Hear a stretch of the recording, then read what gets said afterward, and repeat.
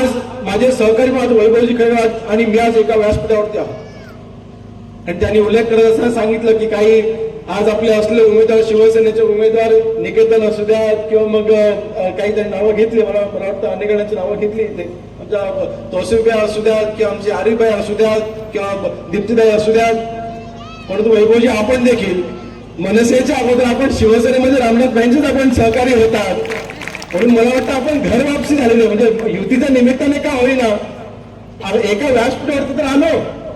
आजपर्यंत खेड शहराने आपला संघर्ष पाहिला, पण खेडच्या जनतेला आज या व्यासपीठाच्या निमित्ताने सांगतोय, आजपर्यंत योगेश कदम आणि वैभव खेडेकरांचा संघर्ष पाहिला.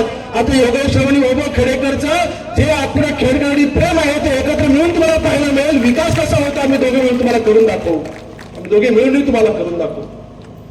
आता संघर्ष संपलेला आहे, युतीच्या निमित्ताने का होईना आता मी बाजूबाजूला मांडीला बसलेलो आहोत. आता हळूहळू धनुष्यबाण कसं हाती घ्यायचं तर बघू नंतर पुढे. सोबत तर आलो आणि आलोय ते विकासाकरता आलेलो.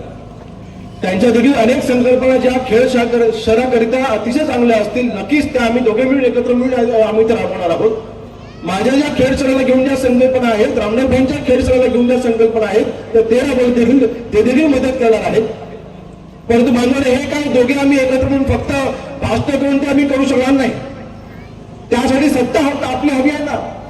त्यावेळी तुमच्या वॉर्डामधला नगरसेवक आमचे सहकारी जर निवडून आलेले असतील तर नगरसेवक आमच्याकडे हक्काने तुमची विकास कामं घेऊन येतील.